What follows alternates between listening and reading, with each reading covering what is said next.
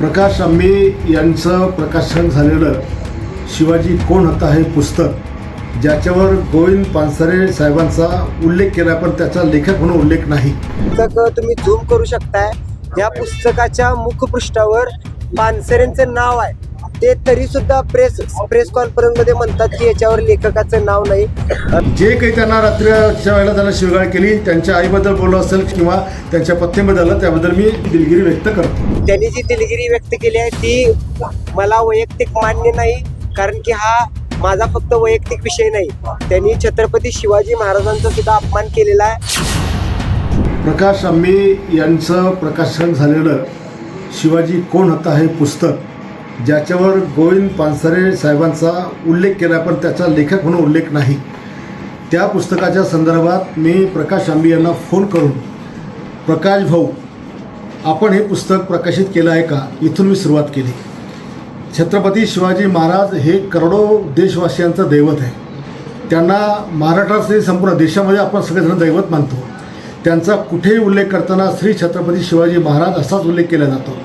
आणि यापूर्वीसुद्धा विधानसभेमध्ये मी राज्यातल्या जेवढ्या संस्था असतील ज्याला शिवाजी नाव असेल, त्या शिवाजीच्या ऐवजी छत्रपती शिवाजी महाराज अशा नावाच्या संस्थामध्ये दुरुस्ती करावी आणि हे नाव टाकावं असं आग्रही मागणी मी केली. शिवाजी शिक्षण संस्थेचं नाव बदलतानासुद्धा मी त्यांना सांगितलं की छत्रपती शिवाजी शिक्षण संस्था असं नाव आपण करावं, शिवरायांचा अपमान करू नये. छत्रपती शिवाजी महाराजांच्या विचाराने जगणारे आम्ही लोक आहोत, त्यांच्या नावाने मरणारे आम्ही लोक आहोत, आणि म्हणून पदोपदी त्यांचा अपमान आम्ही सहन करणार नाही. या पुस्तकामध्ये कमीत कमी 500 ते 700 वेळेस शिवाजी नावाचा उल्लेख त्याच्यामध्ये केलेला आहे, एकही उल्लेख केलेला आहे. काही ठिकाणी तर शिवाजी महाराज मराठा वंशाचे नव्हतेच असं पण आहे. काही आणखी आक्षेप आहे. मला त्या पुस्तकाबद्दल माझा काही आक्षेप नाही. ज्याने कोणी ते पुस्तक प्रकाशन केलं त्यांनी फक्त छत्रपती शिवाजी महाराज यांचा सन्मानजनक वापर त्या ठिकाणी करावा. मी जे काही त्यांना रात्रीच्या वेळेला त्यांना शिवगाळ केली, त्यांच्या आईबद्दल बोललं असेल किंवा त्यांच्या पत्नीबद्दल, त्याबद्दल मी दिलगिरी व्यक्त करतो. पण ज्याला कुणाला बुलढाण्यातून पुस्तक वाचायचं असेल का महाराष्ट्रात आणखी कुठं वाचायचं असेल, त्याला आमची विनंती आहे की आपण आपल्या बापाचं नावसुद्धा एकरी घेत नाही, तर महाराजांचं नाव किमान छत्रपती शिवाजी महाराज असंच नाव त्याच्यामध्ये उल्लेख करा आणि मग खुशाल पुस्तक वाचा. आम्ही पण तुमचं ऐकायला त्या ठिकाणी येतो, पण महाराजांचा नावाचा उल्लेख एकेरी करून करोडो हिंदूंचा अपमान करू नका. त्यांनी जी दिलगिरी व्यक्त केली आहे ती मला वैयक्तिक मान्य नाही, कारण की हा माझा फक्त वैयक्तिक विषय नाही. त्यांनी छत्रपती शिवाजी महाराजांचा सुद्धा अपमान केलेला आहे.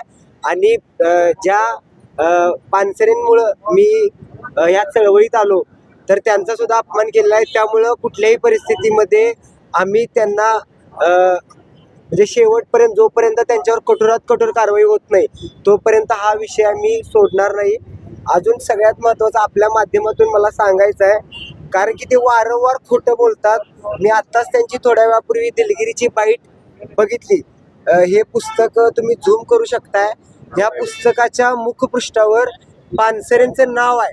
ते तरी सुद्धा प्रेस कॉन्फरन्समध्ये म्हणतात की याच्यावर लेखकाचं नाव नाही. तुम्हाला हे दिसेल, मुखपृष्ठावरच नाव आहे. त्याच्यानंतर याच्या आत सुद्धा या पुस्तकाचे जे लेखक आहेत गोविंद पानसरे त्यांचं नाव आहे. आणि हे सोडून आत 3 ठिकाणी पानसरेंचं नाव आहे, तरी सुद्धा तेच म्हणतात की या पुस्तकावर नाव नाही. मी डायरेक्ट प्रशांत आंबीला फोन केला, म्हणजे प्रशांत आंबी का प्रकाश आंबी अजून सुद्धा बहुतेक त्यांची अजून उतरलेली नाही आहे, त्यांना माहीत नाही. आणि भविष्यामध्ये माझ्या पुस्तकावर त्यांना फोन करायचा असेल धमकीचा, तर हे माझं पुस्तक आहे.